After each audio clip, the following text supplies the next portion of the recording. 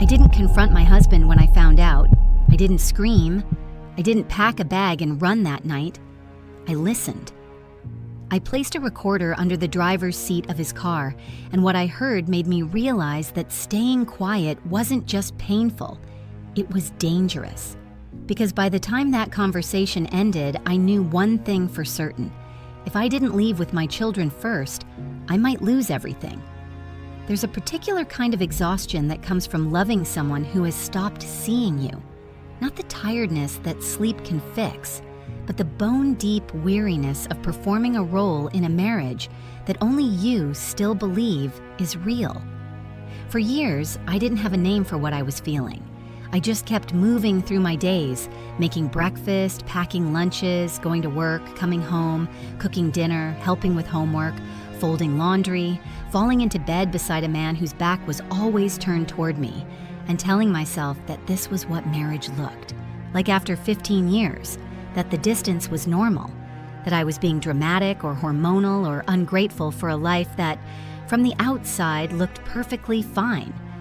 Before we dive in, I want to ask you something. Where in the world are you listening from? Drop your city or country in the comments. I love seeing how far our community reaches. And if you haven't subscribed yet, now's the perfect time. Your support truly helps this community grow. Thank you for being here. My name is Naomi. I'm 41 years old. I live in a 3-bedroom house in Southwest Atlanta with my husband Julian and our 2 children, Imani, who's 13, and Elijah, who's 10. I work as a program director for a community health clinic in Bankhead, coordinating care for patients who fall through every crack in the system. It's the kind of work that matters, the kind that keeps me up at night worrying about people I can barely help, the kind that pays just enough to make me feel like I'm contributing but not enough to give me any real power in my own household. Julian works in pharmaceutical sales. He's good at it, charismatic, confident, the kind of man who can convince a doctor to switch their entire formulary with a smile and a firm handshake. He makes more than twice what I make, and he's never let me forget it. Not in obvious ways, he's too smart for that, but in the small, constant reminders woven into our daily life. The way he sighs when I mention we need to budget more carefully. The way he dismisses my concerns about money as anxiety rather than legitimate financial planning. The way he refers to his income and our expenses as though my salary is decorative, something we could do without if we really needed to. We met at a Juneteenth cookout in 2008, back when I was still in graduate school and he was a year out of college, working his first real job and convinced he was going to change the world. He had this energy, this brightness that made you want to stand closer to him. He talked about building wealth for our community, about breaking cycles, about legacy. I fell in love with his vision before I fell in love with him. By the time I realized those were 2 different things, we were already married. The first few years were good, not perfect, but good. We bought the house in 2011, a small brick ranch with a yard big enough for the kids we were planning to have. Imani was born in 2012, Elijah in 2015. Julian was attentive then, present in the ways that mattered. He changed diapers, did midnight feedings, took paternity leave even though his boss made it clear that real men didn't do that. I thought we were building something together. The shift happened so gradually that I couldn't point to a single moment when things changed. It was more like waking up one morning and realizing the man beside me had become a stranger, and I couldn't remember when the transformation had started. Maybe it was when he got the promotion in 2018 and started traveling twice a month. Maybe it was when Imani started middle school and needed me more and Julian started needing me less. Maybe it was when my mother got sick and I spent 6 months driving back and forth to South Carolina and Julian never once offered to come with me. Or maybe it was always there, hidden beneath the surface of our early romance, and I'd just been too young and too hopeful to see it. By the time 2024 arrived, we were living parallel lives in the same house. Julian left before the kids woke up most mornings, came home after dinner, spent his evenings in the garage he'd converted into a home gym, and fell asleep on the couch watching ESPN. On weekends, he played golf. He always played golf. With clients, he said. For networking. For his career. For us. I stopped asking to come along after the third time he told me it would be boring for me. That I wouldn't understand the business conversations. That I should use the time to relax or see my friends or do whatever it was I liked to do. The message was clear. I wasn't wanted. My presence would be an inconvenience, so I built my own life. I threw myself into my work, into my children, into the small pleasures I could control. Sunday dinners with my sister Renee and her family. Book club with women from church who understood what it meant to hold a household together with sheer will. Long walks through Grant Park when the weight of everything got too heavy. I learned to be content with less, to expect less, to need less. But contentment and happiness are not the same thing, and somewhere deep inside, I knew I was lying to myself. There were mornings when I would stand at the kitchen counter making breakfast, the same breakfast I made every single day. Scrambled eggs for Elijah because he wouldn't eat them any other way, toast with butter for Imani, coffee for Julian in the travel mug he preferred, and I would feel myself disappearing, not dramatically. Not with any kind of crisis or breakdown, just a slow fade, like a photograph left too long in the sun. I would spread the butter, pour the coffee, set everything on the table in the exact arrangement everyone expected, and I would wonder when I had become so practiced at erasing my own preferences that I couldn't remember the last time anyone had asked me how I wanted my eggs. Julian would come downstairs already dressed, already scrolling through his phone, and he would take his coffee without looking at me. Not rudely, just absent. The way you might pick up your keys or your wallet, objects you need but don't notice. He would kiss the top of my head, always the top of my head, never my lips, as though I were a child or a pet, and say something about his day, his meetings, his deals, and I would listen and nod and ask the appropriate follow-up questions, and he would answer without ever once asking about mine. This was our routine. This was our marriage. And I told myself it was enough, because what else could I tell myself? That I was lonely in a house full of people? That I felt more alone lying next to my husband at night than I did driving to work in silence? That I had started to crave the quiet moments when no one needed anything from me, when I could just exist without performing the role of wife, mother, caregiver, emotional manager for everyone else's needs? I told myself I was being selfish, that marriage required sacrifice, that everyone felt this way sometimes, and the difference between people who stayed married and people who didn't was simply the willingness to endure the ordinary unhappiness that came with building a life with another person. On Thursdays, I would come home from work and find the house exactly as I'd left it that morning. The breakfast dishes still in the sink because Julian had been running late and the kids had missed the bus. The laundry I'd asked him to move to the dryer still sitting wet in the washing machine. The Amazon package that had been delivered still on the front porch, even though he'd been home for lunch. Small things, inconsequential things. Things I had no right to be angry about because he worked hard, he provided for us. And wasn't that enough? Shouldn't that be enough? I would text him, "Can you please remember to move the laundry?" And he would respond hours later with, "Sorry, busy day."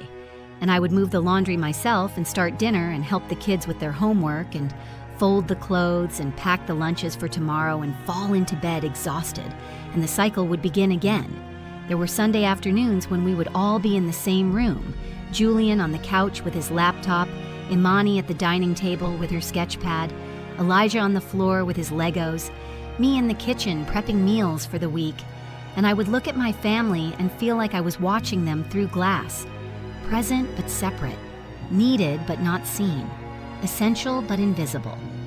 I started keeping track, without really meaning to, of how long it had been since Julian had asked me a question about myself, not about the kids' schedules or the bills or what we needed from the grocery store, but about me, what I was thinking, what I was feeling, what I wanted. By February, it had been 4 months. By March, 6. I stopped counting after that because the number itself felt like an indictment of something I wasn't ready to name. The unraveling began with small things, the kind of details you notice only when you're already suspicious. A new cologne, sharper and more expensive than the one I'd bought him for Christmas. Fresh haircuts every week instead of every 2. A sudden interest in skincare. Serums and moisturizers appearing in our bathroom that he swore his barber had recommended. New dress shirts in colors he'd never worn before. Slim fit and tailored, hanging in his closet with the tags already removed. When I mentioned it, he laughed, said he was taking his appearance more seriously because image mattered in sales. Said I should be happy he was investing in himself, in his career, in our future. He said it in a way that made me feel small for noticing, like my attention to these details was evidence of insecurity rather than legitimate concern. I wanted to believe him. God, I wanted to believe him so badly, because if I didn't believe him, then I had to consider the alternative, and the alternative was unthinkable. Then came the credit card statement. I wasn't snooping.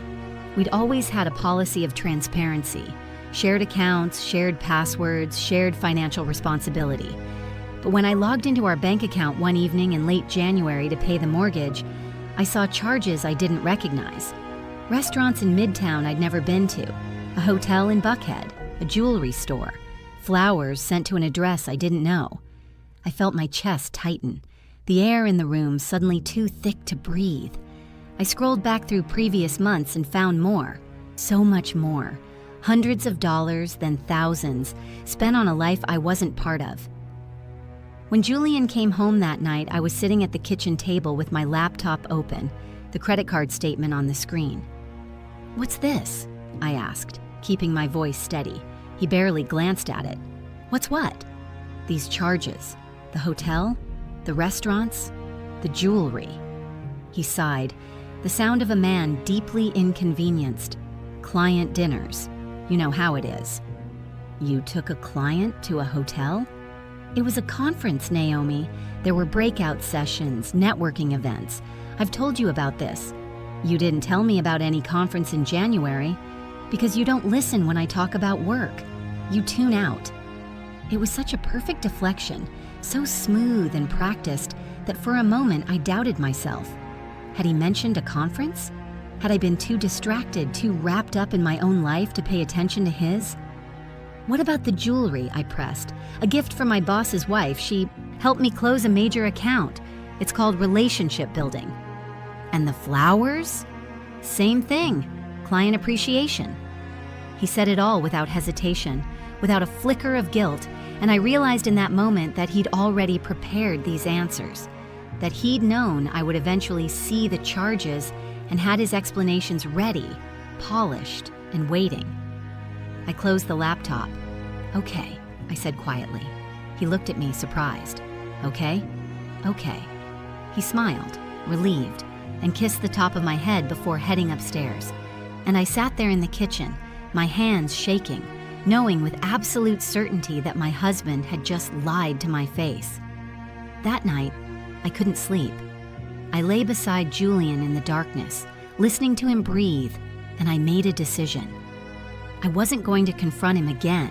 I wasn't going to ask questions he would only deflect. I wasn't going to make myself smaller by begging for truth he had no intention of giving. I was going to find out for myself, or... The next morning after Julian left for work and the kids were at school, I sat at the kitchen table with a cup of coffee and my laptop and started searching. I didn't know what I was looking for exactly. Evidence. Proof. Confirmation of the terrible suspicion growing in my chest. I started with his email. We'd always shared passwords, a remnant of the trust we'd built in our early years, and as far as I knew, he'd never changed his. I logged in, my heart pounding, expecting to find something obvious, love letters, explicit messages, hotel confirmations, but there was nothing. His inbox was pristine, almost suspiciously so. Work emails, promotional spam, fantasy football updates. Either he was innocent or he was smart enough to use a different account. I tried his phone records next, looking for patterns. Numbers he called frequently, numbers he texted at odd hours. But everything was vague.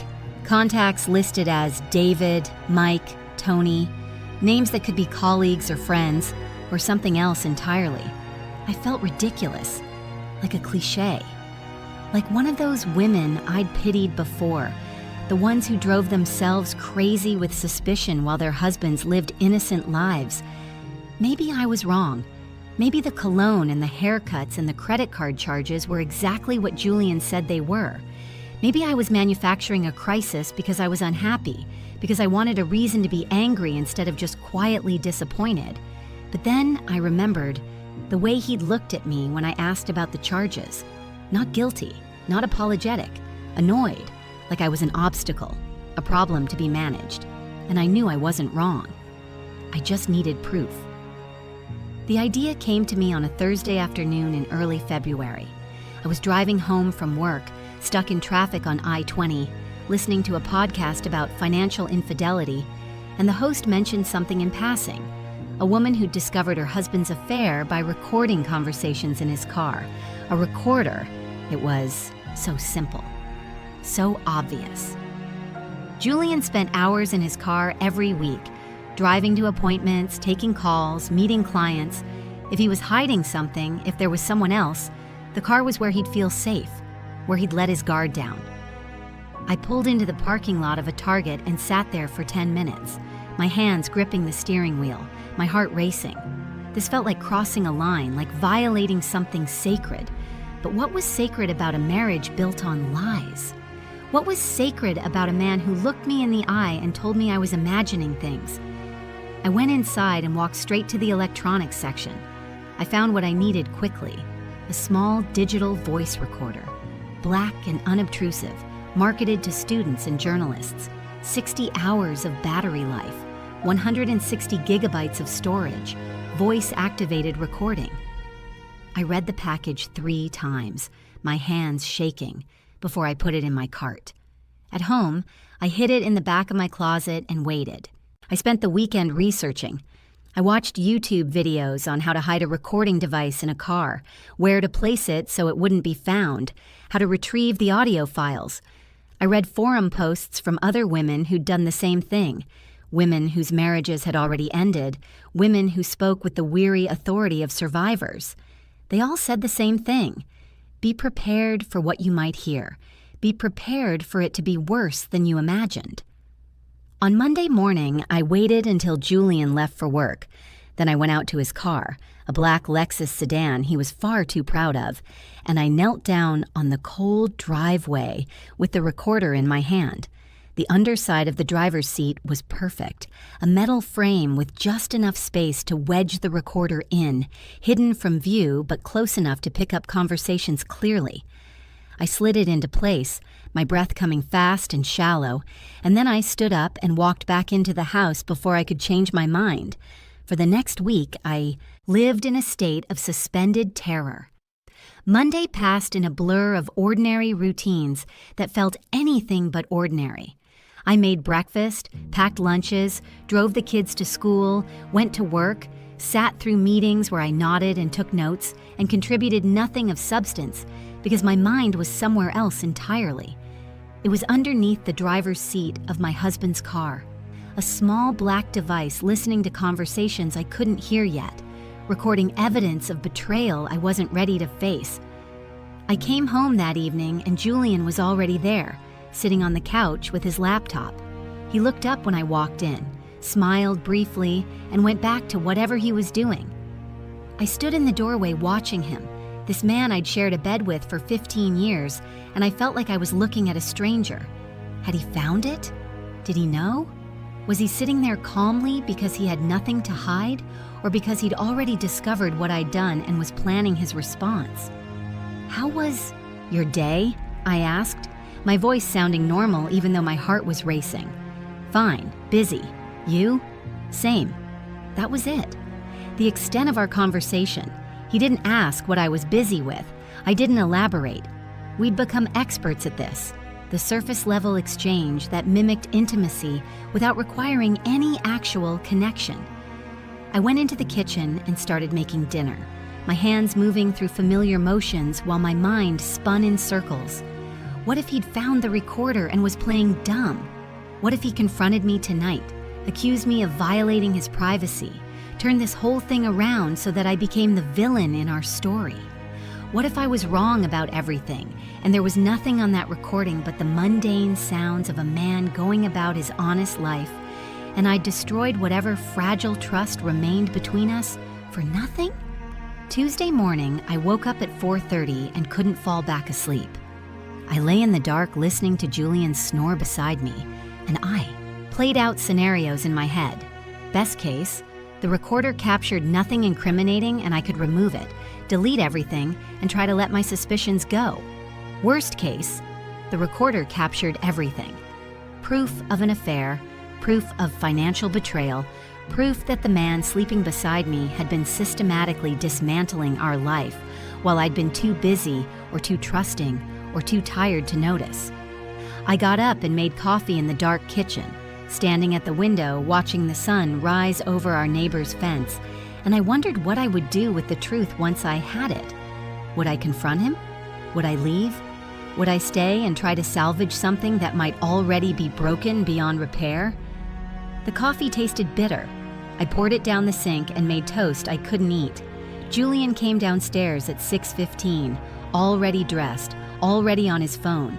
He grabbed his coffee mug, kissed the top of my head without looking at me, and left. I watched through the window as he got into his car, the car with my recorder hidden underneath the seat, and backed out of the driveway. My hands were shaking so badly I had to set down the cup I was holding. Wednesday was worse. By then, the anxiety had settled into my bones, a constant low-grade panic that I couldn't shake. I snapped at a colleague who asked a simple question. I forgot to pick up Elijah from basketball practice and had to turn around halfway home when the coach called. I burned dinner because I was standing at the stove staring into space, lost in thoughts I couldn't voice to anyone. "Mom, are you okay?" Imani asked that night, looking at me with concern that made me want to cry. "I'm fine, baby, just tired from work." "You seem weird."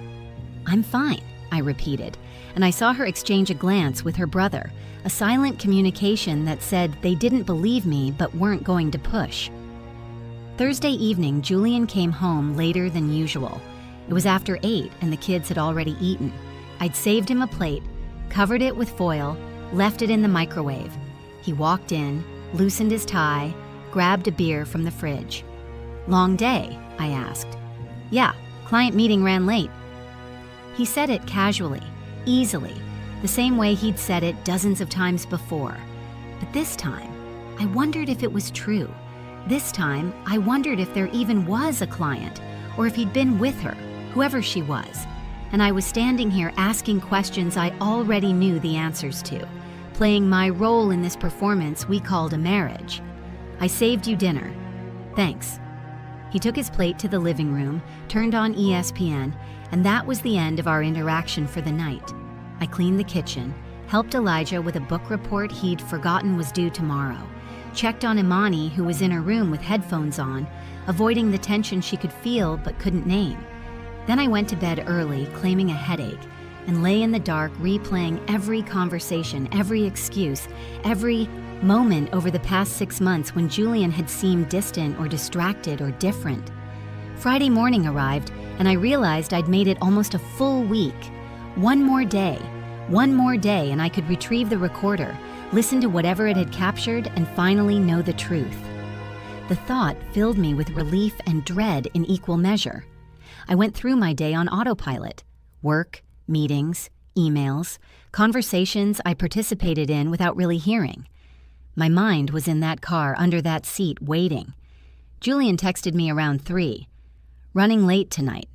Don't wait up." I stared at the message for a long time before responding. "Okay." That night, I lay awake listening for the sound of his car in the driveway.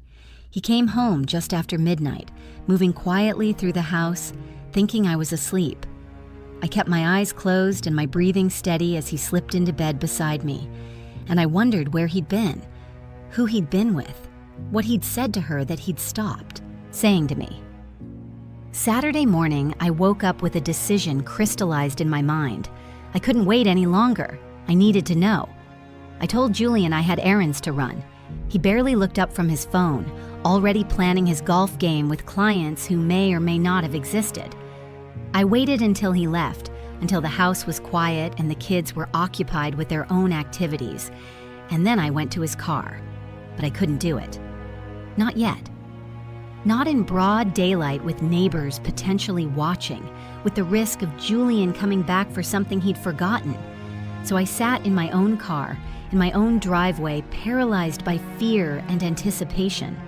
And I told myself I'd come back Monday evening, when I could create a legitimate excuse, when I could be certain he wouldn't catch me in the act. Sunday was the longest day of my life. We went to church because that's what we did on Sundays, and I sat in the pew beside my husband and my children, and I prayed for strength I wasn't sure I possessed. I prayed for wisdom. I prayed for the courage to face whatever truth was waiting for me, and I prayed, quietly and shamefully, that maybe I was wrong about everything. On the following Monday, I told Julian I had a late meeting at work. He barely looked up from his phone when I said it, just nodded and said he'd pick up something for dinner. I waited until he texted me that he was home with the kids, and then I drove to our house, parked down the street, and walked up the driveway like a thief in my own life. His car was in the garage. I opened the driver's side door, reached under the seat, and pulled out the recorder.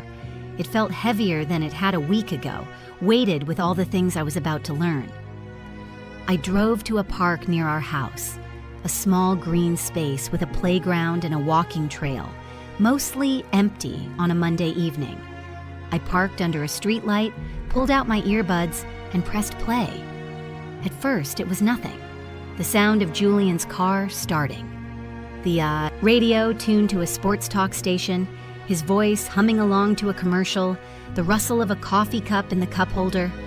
I fast-forwarded through the mundane sounds of his commute, through silence and static and the ambient noise of traffic. Then, on Wednesday afternoon, according to the timestamp, I heard another voice, a woman's voice, young, confident, laughing at something Julian had said. "You're terrible," she said, her tone flirtatious, intimate. "You love it," Julian replied, and I could hear the smile in his voice, the warmth, the ease, the version of him I hadn't heard in years. My hands went numb. I turned up the volume, pressing the earbuds deeper, my heart slamming against my ribs. "Where do you want to eat?" the woman asked. "Anywhere you want, baby." Baby. He called her baby. I felt something crack inside my chest, a physical sensation like a bone breaking. "You know what I want?" she said. "What's that?" "I want you to stop pretending this is temporary. I want you to tell her." There was a pause, a long, terrible pause, and then Julian sighed. "It's not that simple, Chanel." Chanel. Her name was Chanel. "Why not?" she pressed. "You said you were unhappy. You said the marriage was over. So why are you still there?" "Because we have kids. Because we have a house, a life. I can't just walk away." "You can. You just won't. That's not fair." "What's not fair is making me wait while you play house with a woman you don't even love anymore." I stopped breathing. The world tilted, the car spinning around me even though I was sitting still. "I do love her," Julian said quietly, and for one insane second, I felt a flicker of hope. I'm not in love with her, not like I am with you." The hope died. "Then leave," Chanel said. "File for divorce. We can stop hiding." "I will. I just need more time." "How much time?" "A few months, maybe by summer. I need to get my finances in order first." "Your finances?" "Yeah. I've been setting some things aside, moving money into accounts she doesn't know about. An LLC I set up last year. I need to make sure everything's protected before I tell her." The words hit me like a physical blow. Moving money, accounts I didn't know about, an LLC. He wasn't just cheating on me, he was stealing from me, from us, from our children. "How much have you moved?" Chanel asked, close to 90,000 so far, maybe more by the end of the year. She doesn't pay attention to this stuff. She's too busy saving the world to notice what's happening in her own house. The contempt in his voice was breathtaking. This was the man who'd promised to love and cherish me, who'd stood in front of our families and vowed to honor me in sickness and in health, for richer or for poorer, who'd held my hand through 2 difficult labors and cried when our children were born. "Does she have any idea?" Chanel asked. "None. And even if she found out, what's she gonna do? She doesn't make enough to fight me. By the time she figures out what's happening, I'll have everything locked down." They both laughed. Actually laughed. I sat in that car, in that empty park, with tears streaming down my face, and listened to my husband and his mistress plot the destruction of my life. They talked about the house, how he'd force a sale and split the proceeds, knowing I couldn't afford to buy him out. They talked about custody, how he'd push for 50-50 to avoid paying child support, even though he had no intention of actually parenting half the time. They talked about me like I was stupid, like I was invisible, like I was nothing more than an inconvenience to be dealt with and discarded. The conversation went on for another 30 minutes. I listened to all of it, every cruel word, every calculated lie, and with each passing minute, something inside me hardened. I wasn't sad anymore. I was cold, focused, clear. When the recording finally ended, I sat in silence for a long time, watching the sun set over the playground where I'd pushed my children on swings just a few months ago, back when I'd still believed my life was what it appeared to be. Then I pulled out my phone and started making a list. I needed a lawyer, a good one. Someone who specialized in complex divorces, in hidden assets, in men like Julian who thought they were smarter than everyone else. I needed copies of everything: bank statements, tax returns, credit card records, every piece of financial documentation I could find. I needed a safe place for me and the kids, somewhere Julian couldn't find us, couldn't manipulate us, couldn't use them as leverage, and I needed to do all of this without him knowing. Because the moment he suspected I was planning to leave, he would accelerate his own plans. He would hide more money, delete more evidence, prepare more lies. I had one chance to do this right, one chance to protect my children and secure our future. I couldn't afford to make a mistake. That night, I drove home and walked into my house like nothing had happened. Julian was in the living room watching a game. Imani was in her room doing homework. Elijah was playing video games in the basement. I went into the kitchen and started making dinner. Baked chicken, rice, green beans, the kind of simple meal I could prepare on autopilot while my mind worked through everything I'd learned. Julian came into the kitchen around 7, carrying his empty beer bottle. "Smells good," he said, leaning against the counter. "Thanks," I replied, not looking at him. "How was your meeting?" "Fine, productive." He nodded, already losing interest. "I'm going to hit the gym after dinner. Got to stay in shape, you know?" He patted his stomach, grinning at me like we were in on some joke together. I smiled back. "Good for you." He left the kitchen, and I stood there at the stove, stirring rice I couldn't taste, and I marveled at how easy it was to pretend, how simple it was to smile and nod and perform the role of the wife I'd been for 15 years. I'd had plenty of practice, after all. I'd been pretending everything was fine for so long that one more night didn't cost me anything. After dinner, after Julian left for the gym, after I'd helped Elijah with his math homework and listened to Imani complain about a friend who'd betrayed her confidence, I went into our home office and closed the door. I started with our file cabinet, pulling out folders I hadn't looked at in years: tax returns, bank statements, investment accounts. I photographed every page with my phone, uploading them to a cloud storage account Julian didn't have access to. Then I searched his desk, carefully replacing everything exactly as I'd found it. That's when I discovered the LLC paperwork. It was buried in the back of his bottom drawer, underneath old performance reviews and training certificates. JLM Holdings, LLC, registered in Delaware. Established in March 2023, Julian's name as managing member. A business address I didn't recognize. I photographed it all, my hands surprisingly steady. Then I went deeper. I found bank statements for accounts I'd never heard of. I found wire transfer confirmations. I found emails he'd printed out, conversations with an accountant about asset protection strategies and divorce planning. He'd been planning this for over a year, while I was making his meals and raising his children and trying to save a marriage he'd already decided to end. He'd been quietly dismantling our life, piece by piece, dollar by dollar. I should have been shocked, devastated. But I wasn't. I was just tired. So unbelievably tired of being married to a man who saw me as an opponent rather than a partner.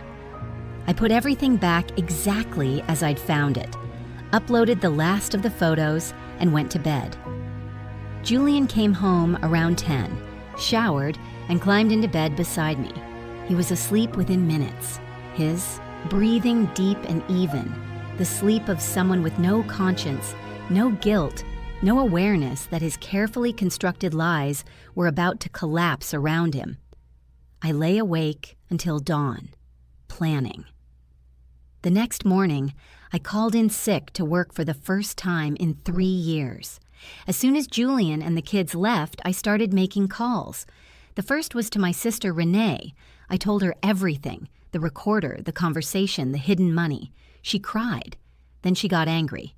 Then she went quiet, and when she spoke again, her voice was hard. "What do you need?" she asked. "A place to stay. For me and the kids, just for a little while until I can figure out what's next. You can stay here as long as you need, forever if it comes to that." "I need to do this right, Renee. I can't just leave and hope it works out. I need a plan." "Then let's make a plan." The second call was to Shanice, a lawyer I'd met through work a few years ago. She handled family law cases for our clinic. Patients, mostly women leaving abusive relationships. I'd seen her fight for women who had nothing, no money, no documentation, no support, and win. If anyone could help me navigate this, it was her. I left a message asking for an emergency consultation. She called back within the hour. We met that afternoon at her office in East Point, a small suite in a building that had seen better days. Shanice was in her 50s, gray locks pulled back in a neat bun, wearing a navy blazer and an expression that said she'd heard every terrible story there was to hear and still showed up to fight. I played her the recording. I showed her the financial documents. I told her everything. She listened without interrupting, taking notes in a leather-bound notebook, her face impassive. When I finished, she set down her pen and looked at me. "You did good," she said. "Most women wait until it's too late. They confront the husband, give him time to hide evidence, and then wonder why they end up with nothing. You were smart. You gathered proof first." "What happens now?" I asked. "Now we file. We freeze the accounts before you can move anything else. We get a temporary protective order if we need to. We fight." "How long will it take?"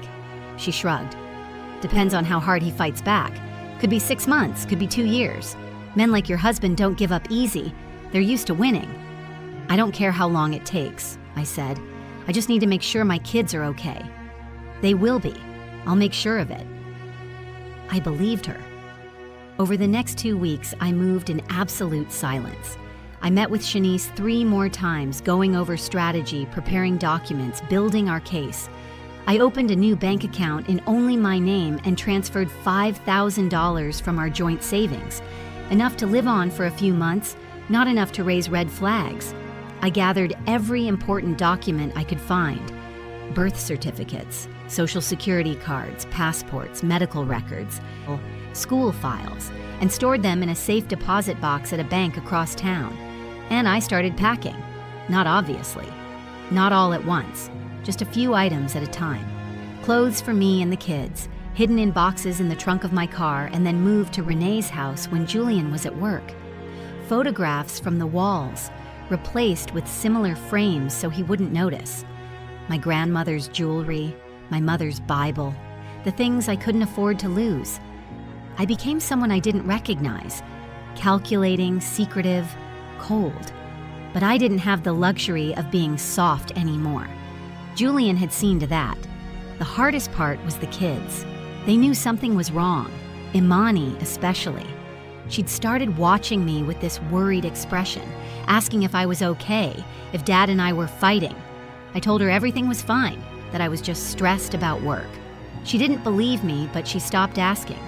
Elijah was easier. He was still young enough to accept the world at face value, to trust that if his parents said everything was fine, then everything must be fine. I hated lying to them. But I couldn't tell them the truth. Not yet. Not until I knew they were safe. The moment came on a Friday in late March. Julian told me Thursday night that he had a conference in Nashville that weekend, leaving Friday afternoon and coming back Sunday night. I knew it was a lie. There was no conference. There was only Chanel, and whatever fantasy life they were building together while I held down our actual life. "Sounds good," I said. "The kids and I will have a movie weekend." He smiled, relieved.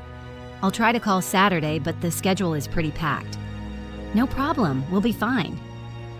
Friday morning, I waited until he left for work. Then I called Renee. "It's time," I said. She was at my house within 30 minutes, her husband Deshaun with her, both of them ready to help. We worked fast, suitcases into the car, boxes from the garage, the last of the photographs, Imani's violin, Elijah's basketball. The kids came home from school to find their aunt and uncle in the living room and our lives packed into garbage bags and boxes. "Mom," Imani said, her voice rising, "what's going on?" I sat them both down on the couch. This was the moment I'd been dreading, the moment I'd rehearsed 100 times in my head and still had no idea how to do right. "We're going to stay with Aunt Renee for a while," I said. "Why?" Elijah asked. He looked scared. "Because your father and I are having problems, serious problems, and I think it's better if we have some space." "Are you getting divorced?" Imani's voice was flat, resigned, like she'd already known this was coming.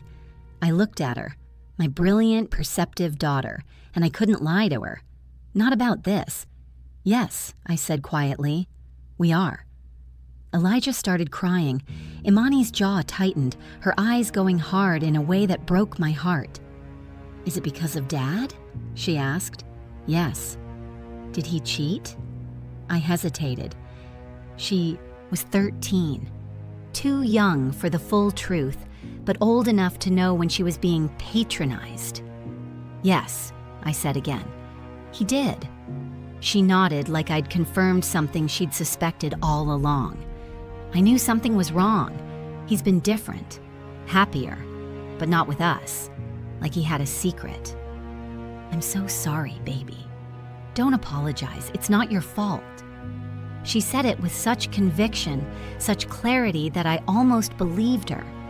I held them both while they cried, while they asked questions I didn't have answers to, while they tried to make sense of something that didn't make sense. And then we got in the car and we left. I took one last look at the house as we pulled out of the driveway. The house where I'd brought both my babies home from the hospital, where I'd hosted birthday parties and Thanksgiving dinners and Sunday breakfasts, where I'd built a life I thought would last forever. Then I turned away and drove to my sister's house, and I didn't look back. Renee's house became our refuge. She and Deshaun gave us the finished basement, 2 bedrooms, a bathroom, a small living area. It wasn't much, but it was ours. It was safe. That first weekend was surreal. We ordered pizza and watched movies and pretended everything was normal, even though nothing was normal. Imani barely spoke. Elijah cried himself to sleep both nights. I lay awake in the guest bed, listening to my children grieve, and I felt like the worst mother in the world for shattering their sense of security. But I also knew I'd done the right thing, because staying would have been worse. Staying would have taught them that love meant accepting betrayal, that marriage meant enduring humiliation, that family meant sacrificing your dignity to preserve an illusion. I couldn't teach them that. I wouldn't. On Monday morning, Shanice filed for divorce. The papers were served to Julian at the dealership where he worked, handed to him by a process server in front of his colleagues. Shanice. Sent me a text at 2:47 p.m. Done. He knows. My phone started ringing 5 minutes later. Julian called 17 times in the first hour. I didn't answer. He left voicemails that escalated from confused to angry to desperate. I deleted them without listening. Then the text started. What the hell is this? Call me right now. Where are my kids? You can't just take my children. I don't know what you think is happening, but we need to talk. Naomi, please. I'm coming to Renee's house. I showed the texts to Deshawn. He nodded grimly. Let him come, he said. He shows up here causing trouble. I'll call the cops. Julian showed up at 6:30, his car screeching into the driveway, his face red with rage. Deshawn stepped outside before Julian could reach the door. I watched from the living room window, my heart pounding, as the two men faced each other in the driveway. I couldn't hear what they were saying, but Julian's body language was aggressive, hostile. Deshawn stood his ground, calm and immovable, until Julian finally threw up his hands and stormed back to his car. He sat across the street for 2 hours, his headlights pointed at Renee's house like a threat. Finally, he drove away. The next day, Shanice filed an emergency motion to freeze all joint accounts and hidden assets. We submitted the recording, the LLC documents, the bank statements, everything. She also requested a temporary restraining order requiring Julian to stay at least 500 feet away from me and the children except for supervised visitation. The hearing was scheduled for Thursday.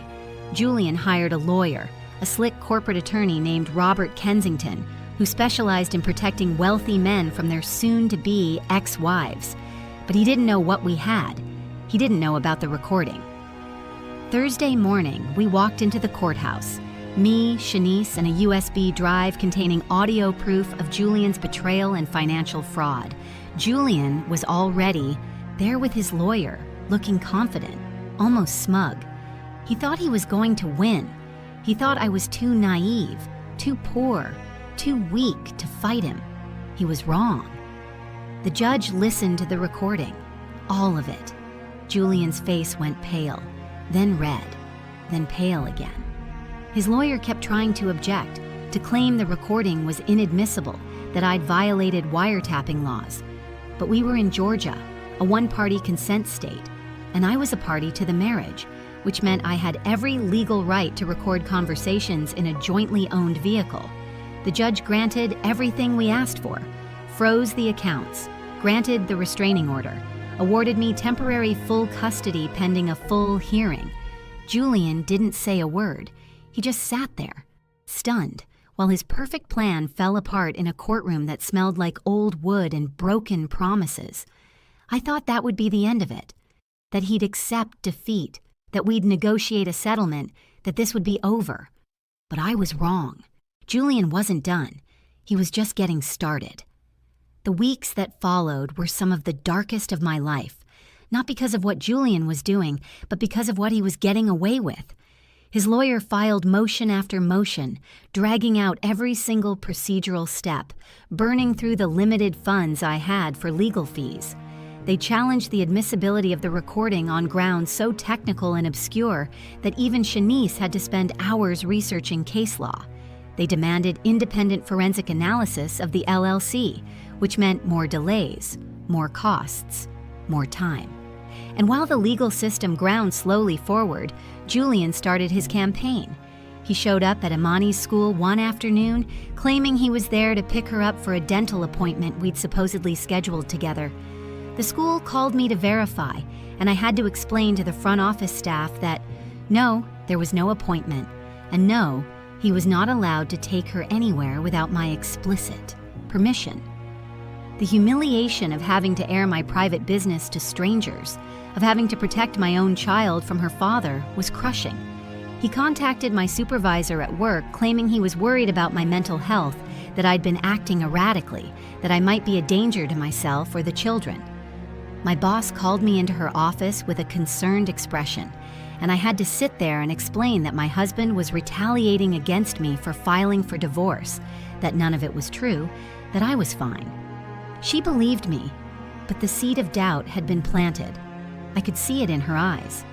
He posted on social media, carefully worded messages about how hard it was to be separated from his children, how much he missed them, how he was praying for reconciliation. Friends and family who didn't know the full story reached out to me, gently suggesting that maybe I was being too harsh, that marriage was hard work, that the kids needed their father. Each message felt like a small betrayal, a reminder that Julian's version of reality was more palatable than mine. The worst part was the supervised visitation. The court had ordered that Julian could see the kids every other Saturday for 3 hours at a neutral location, a supervised visitation center in Decatur run by the county.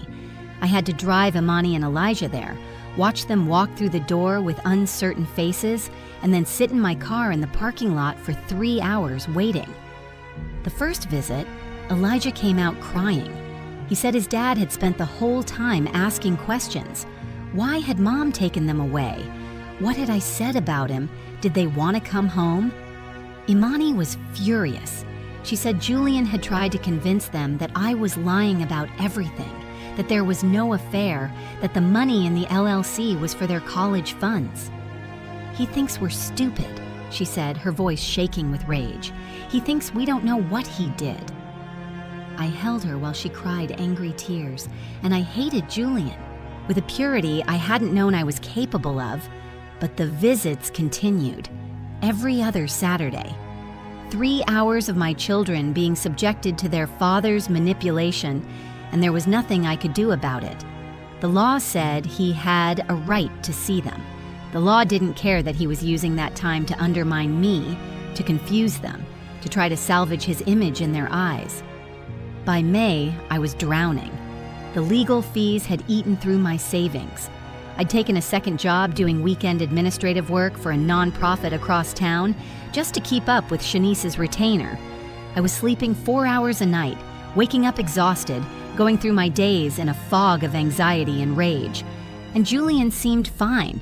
He'd moved into a sleek apartment in Midtown, the kind of place with floor-to-ceiling windows and a doorman. He posted photos of himself at restaurants, at the gym, at Braves games. He looked happy, unburdened, like the divorce was an inconvenience rather than a catastrophe. Meanwhile, I was living in my sister's basement with my children, working 2 jobs and fighting for scraps. The injustice of it was suffocating. In late May, I received an invoice from Shanice for $6,000. I stared at the number until it blurred. I didn't have $6,000, I barely had $600. I'd maxed out my one credit card paying for the last round of court fees. My checking account balance hovered dangerously close to zero, and we still had months of legal battles ahead of us. I called Shanice that evening, my voice shaking. "I can't afford this," I told her. "I'm trying, but I don't have the money." There was a long pause. Then she said, "I can put you on a payment plan. Spread it out over 6 months. That's still $1,000 a month. I don't make enough to cover that and everything else." Another pause. "I'm sorry, Naomi. I wish I could do this for free, but I have my own bills to pay." "I know. I'm not asking you to work for nothing. I don't know what to do." "We keep fighting," she said. "That's what we do. We keep fighting." But fighting required resources I didn't have, and Julian knew it. His lawyer kept filing motions, kept scheduling depositions, kept dragging everything out because they knew that every delay cost me money I couldn't afford to spend. It was a war of attrition, and I was losing. In June, Julian's lawyer filed a motion to modify the custody arrangement, arguing that since the accounts had been frozen and Julian's income had been temporarily disrupted, he should have increased parenting time to reduce his child support obligation.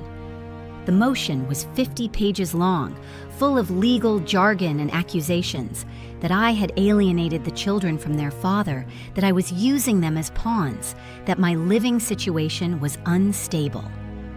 Shanice fought back, but the hearing was scheduled for August. 2 more months of waiting, of uncertainty, of watching Julian's smug face across a courtroom while he lied with impunity. I woke up one morning in early June and couldn't get out of bed. Not because I was physically ill, but because I couldn't see the point. Every day was the same. Work, bills I couldn't pay, legal battles I was losing, children who deserved better than the chaos I'd created.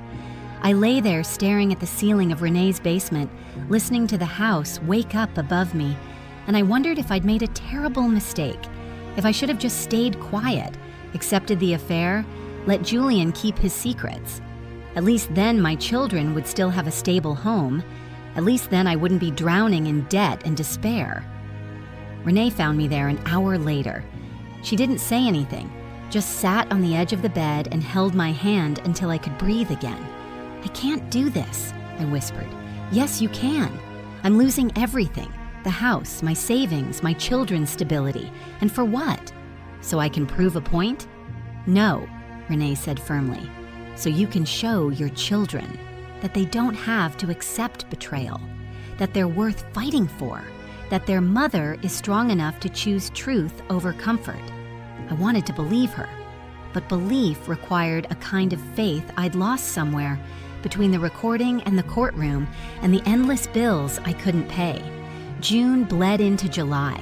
The heat was oppressive, the kind of sticky Georgia summer that made everything feel harder. My second job was draining me, eating up the few hours I had with my kids on weekends. Imani had started spending more time in her room, pulling away from me in ways that broke my heart. Elijah had nightmares most nights, waking up crying for a home we didn't have anymore. And through it all, Julian looked like he was winning. The forensic accountant had completed his analysis of the LLC, and Julian's lawyer was claiming that most of the money in those accounts had come from bonuses and investment gains that were rightfully Julian's separate property. It was a lie, but it was a well-documented lie, backed up by carefully crafted paperwork that Julian had been preparing for over a year. Shanice assured me we'd fight it, but fighting required another round of motions, another expert witness, another several $1,000s I didn't have. I sat in Shanice's office one afternoon in late June, staring at another invoice I couldn't afford to pay, and I asked her the question I'd been too afraid to ask. Am I going to lose? She looked at me for a long moment. Legally, no. We have the evidence, we have the recording, we have the financial documents, but that doesn't mean this is going to be easy, and it doesn't mean it's going to be fast. Men like Julian don't go down without a fight, and they have the money to make that fight last as long as they want. So what do? You keep showing up, you keep fighting, and you trust that the truth matters. But I wasn't sure it did. Not in a system that seemed designed to protect men like Julian, to exhaust women like me, to make fighting for what was right so painful that giving up started to look appealing. I left her office feeling more defeated than I had since the day I'd listened to that recording. I drove home in silence, through streets that all looked the same, past houses where other families were living their normal lives, and I felt like I was watching the world from behind glass, present but separate, surviving but not living. That night, after the kids were asleep, I sat alone in the small living area of Renee's basement with a glass of wine I couldn't afford and a stack of bills I couldn't pay. And I let myself cry, really cry, for the first time since this whole nightmare had started. I cried for the marriage I'd lost, for the illusion of security that had been stripped away, for the children who were paying the price for their father's betrayal and my decision to fight it. And I cried because I was so tired. Tired of being strong, tired of pretending I had everything under control, tired of waking up every morning and facing another day in a battle I seemed to be losing. But the next morning, I got up anyway. I made breakfast, I packed lunches, I went to work, because what other choice did I have? And then, in July, something shifted. Julian lost his job. I found out from Imani, who'd heard it from her friend whose father worked at the same pharmaceutical company. Apparently, the company had launched an internal investigation triggered by the divorce filing, something about financial irregularities, personal expenses charged to corporate accounts, client entertainment that wasn't actually with clients. They'd found the receipts for the restaurants where he'd taken Chanel, the hotel stays, the gifts. all of it charged to his corporate card and written off as business expenses. Julian had been committing fraud, and the company had the documentation to prove it. They fired him, not quietly, not with a generous severance package. They terminated him for cause, which meant no unemployment benefits, no COBRA health insurance, no references for future employment, and they reported him to the IRS for tax fraud. When I heard the news, I felt something I hadn't felt in months: hope. But I didn't celebrate. I didn't gloat. I just waited, because I knew this was only the beginning. Without his income, Julian couldn't afford his fancy apartment. He moved back in with his mother in Stockbridge, a small ranch house 40 minutes south of Atlanta. His car, the Lexus he'd been so proud of, got repossessed when he missed 3 payments. His lawyer dropped him when the retainer ran out and Julian couldn't pay. By August, when we were supposed to have the custody modification hearing, Julian showed up with a court-appointed attorney who looked barely out of law school and clearly hadn't read the file. The hearing lasted 20 minutes. The judge denied Julian's motion, maintained the existing custody arrangement, ordered him to pay child support based on imputed income, since he was unemployed by choice, or in this case, by consequence of his own fraud. Julian sat there in his cheap suit, his face blank, and said nothing. I walked out of that courtroom with Shanice beside me, and for the first time in 6 months, I felt like I could breathe. "It's not over," Shanice warned me. "He can still appeal. He can still make trouble." "I know," I said, "but he's losing. He's finally losing." She smiled. "Yeah, he is." Over the next few months, the pieces continued to fall into place. The IRS audit moved forward, and Julian was hit with penalties and back taxes that would take him years to pay off. The LLC was dissolved by court order, and the hidden funds were divided as marital property. I received my share, enough to put a down payment on a small house, to pay off my legal fees, to start rebuilding. Chanel left him. I heard it through the grapevine, from a friend who followed her on Instagram. She'd moved on to someone else, a real estate developer with actual money and no legal baggage. Her photos from that summer showed her on a yacht in the Bahamas, drinking champagne, living the life Julian had promised her, but could never deliver. I wondered if he understood yet, if he'd realized that he'd destroyed his marriage, his career, his financial security, and his relationship with his children for a woman who'd never actually wanted him. Only what he could provide. I hoped he did. I hoped he lay awake at night, just like I had, and understood the full weight of what he'd lost. But mostly, I didn't think about him at all, because I was too busy building my new life. Renee and Deshawn were endlessly patient, but by October, I was desperate for my own space. I found a small 3-bedroom house in East Point, a 1970s ranch that needed work but had good bones and a fenced backyard. The mortgage was manageable on my salary, especially now that I'd quit the second job. It wasn't fancy. The kitchen was outdated. The carpet needed replacing. But it was mine. We moved in on a Saturday in late October, and I stood in the empty living room with Imani and Elijah, looking at the boxes stacked against the walls, and I felt something I hadn't felt in over a year.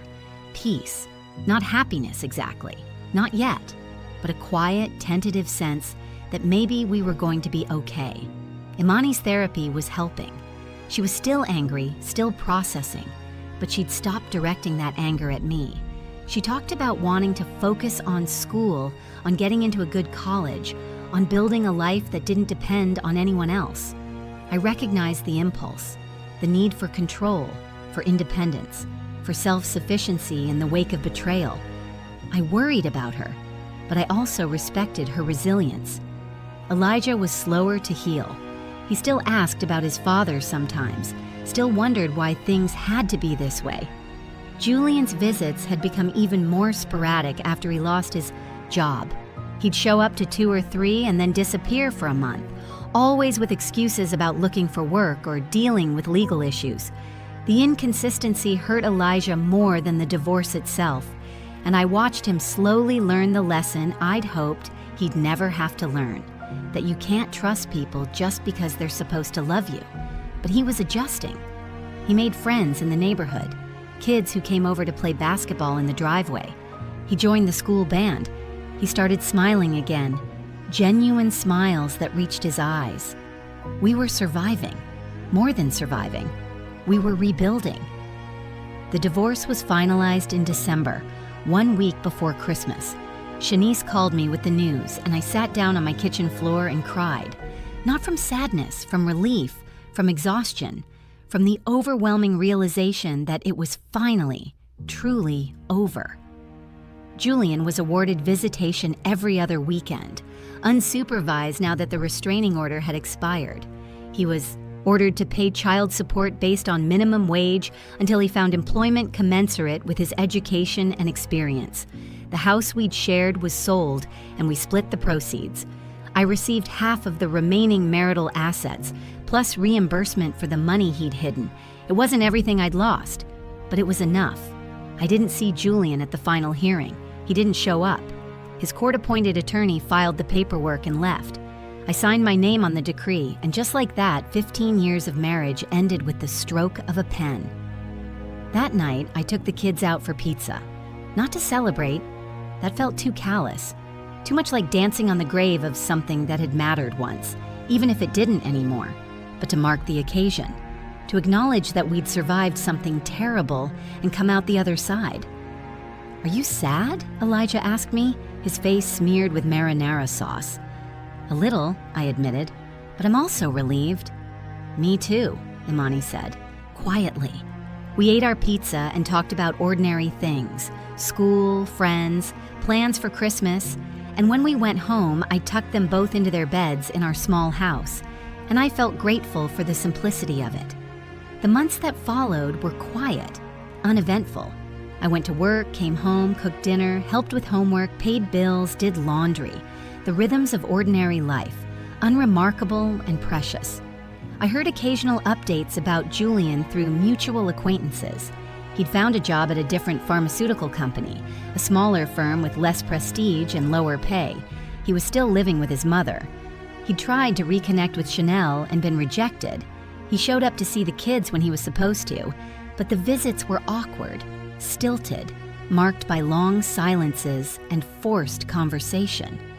Imani had stopped going altogether after she turned 14, exercising her right to refuse visitation. Elijah still went, out of some sense of obligation or hope that things might improve, but he came home quieter each time, a little more resigned. I didn't push him either way. This was his relationship to navigate, his grief to process. For me, Julian had become a ghost, someone I used to know, someone who'd shaped my life in profound and painful ways, but who no longer had any power over me. In February, a year after I'd placed the recorder in his car, I was cleaning out a closet and found it buried in a box of old electronics. I held it in my hand for a long time, this small black device that had changed everything. Part of me wanted to keep it, as evidence, as a reminder, as proof that I hadn't imagined any of it, that my suspicions had been justified, that I'd done the right thing. But I didn't need proof anymore. I knew the truth. I'd lived through the consequences, and I didn't want to carry it with me any longer. I erased the files and threw the recorder away. That spring, I started going to a support group for divorced women at my church. We met every other Thursday evening in a small classroom that smelled like coffee and old hymnals. There were 8 of us, ranging from women in their 30s to one in her late 60s who'd left her husband after 40 years of marriage. We talked about the loneliness, the financial stress, the fear of being alone, the guilt over the children, the anger that never quite went away, the small victories, a good day at work, a kind word from a friend, a moment of peace. I'd always been private about my pain, reluctant to burden others or admit vulnerability. But sitting in that circle of women who understood, who'd walked similar paths, I felt something loosen in my chest. I wasn't alone. I'd never been alone. One evening in April, after a particularly emotional meeting, a woman named Lorraine pulled me aside. "You seem like you're doing okay," she said. "Better than most of us, honestly." I laughed, surprised. "I don't feel like I'm doing okay." "But you are. You got out. You protected your kids. You're rebuilding. That's more than a lot of women ever manage." Her words stayed with me, because she was right. I had gotten out. I had protected my kids, and I was rebuilding, slowly and imperfectly, but rebuilding nonetheless. By summer, life had settled into a comfortable rhythm. Imani was preparing for high school, already thinking about college, driven in the way only teenagers who've survived trauma can be. Elijah had joined a summer basketball league and was thriving in the structure and camaraderie. I'd gotten a small raise at work and was finally starting to save money again. We took a weekend trip to Savannah in July, just the three of us. We walked along River Street, ate seafood, explored the squares. It wasn't extravagant or expensive, but it felt like a luxury because it was ours. No one was angry. No one was lying. No one was pretending. On our last night there, we sat on the porch of our rental cottage, watching the sun set over the marsh, and Imani said, "This is nice, just us." "Yeah," I agreed, "it is." One evening in late summer, I found Imani sitting alone in the backyard, her sketch pad open on her lap, drawing something I couldn't see from the kitchen window. I made 2 cups of tea and went outside, settling into the chair beside her without speaking. She looked up, surprised, then smiled slightly. "You don't have to check on me, Mom." "I'm not checking, I'm sitting." We sat together in comfortable silence for a while, the cicadas singing their evening song, the last light fading from the sky. "Do you ever regret it?" she asked finally. "Leaving Dad?" I thought about the question carefully. "No," I said. "I regret that it had to happen. I regret that he made choices that hurt all of us. But leaving? No. That was the right thing to do." "Good," she said, and then quieter. "I'm proud of you." Those words, simple and unexpected, hit me harder than anything else had in months. I reached over and squeezed her hand, and we sat there together until the mosquitoes drove us inside. A few nights later, Elijah came into my room after I'd already gone to bed. He stood in the doorway, backlit by the hallway light, looking small and uncertain. "Can I talk to you?" he asked. "Of course, baby. Come here." He climbed into bed beside me the way he used to when he was little and had nightmares. For a long time, he didn't say anything, just lay there staring at the ceiling. "Dad forgot my birthday," he said finally. My heart broke. "I'm sorry, Elijah." He texted me 2 days later, said he'd been busy. "That's not okay." "I know." He was quiet for another moment. "I don't think he cares about us anymore. Not really." I wanted to tell him that wasn't true, that his father loved him, that adults make mistakes, but that doesn't mean they stop caring. But I'd promised myself I wouldn't lie to my children anymore, not even to protect them from painful truths. "I think your dad is dealing with a lot of consequences right now," I said carefully, "and I think he's struggling. But that doesn't make it okay that he forgot your birthday, and it doesn't mean his struggles are more important than showing up for you." "Do you think he'll ever be different?" "I don't know, baby. I hope so. But we can't control what he does. We can only control how we respond." He nodded, and I held him until he fell asleep. Then I lay awake in the dark, angry at Julian all over again for hurting our son in ways he'd never understand, in ways he'd probably never even acknowledge. That fall, I ran into Julian at a grocery store. I was in the produce section picking out apples when I looked up and saw him at the end of the aisle. He looked older, tired. The easy confidence I'd once found attractive had been replaced by something harder, more brittle. Our eyes met. For a moment, neither of us moved. Then he nodded slightly, an acknowledgement of shared history, and turned away. I stood there holding my bag of apples, my heart racing, and I realized something. I didn't hate him anymore. I didn't forgive him. I didn't excuse what he'd done. but I also didn't carry the weight of rage I'd carried for so long. He was just a man who'd made terrible choices and was living with the consequences. That was his burden to bear, not mine. I finished my shopping and went home. On a quiet Sunday afternoon in October, I sat alone in my living room while the kids were out with friends. The house was silent in the way it rarely was. No TV, no music, no voices. Just the tick of the clock on the wall and the distant sound of someone mowing their lawn. I made myself a cup of tea and sat on the couch, looking around at the life I'd built. The furniture was mismatched, collected piece by piece from thrift stores and hand-me-downs. The walls needed paint, the floors creaked, but it was mine. Every imperfect inch of it was mine. I thought about the woman I'd been 2 years ago, the woman who'd bought a recorder with shaking hands, terrified of what she might discover, the woman who'd sat in a parking lot listening to her husband plot her destruction and had somehow found the strength to fight back. I wanted to tell her that she was braver than she knew, that the road ahead would be harder than she could imagine, but that she'd survive it, that her children would survive it, that there was a life waiting on the other side of all that pain, and it was worth fighting for. But I couldn't go back. None of us can. All we can do is keep moving forward one day at a time, building something new from the wreckage of what came before. I finished my tea and got up to start dinner, because that's what you do. You keep going. You keep showing up. You keep choosing yourself and your children and the truth, even when it's hard, especially when it's hard. By the time winter arrived again, 2 years after I'd first suspected Julian's betrayal, my life looked nothing like it had before. I lived in a smaller house. I drove an older car. I had less money, less security, less certainty about the future, but I also had more peace, more honesty, more self-respect.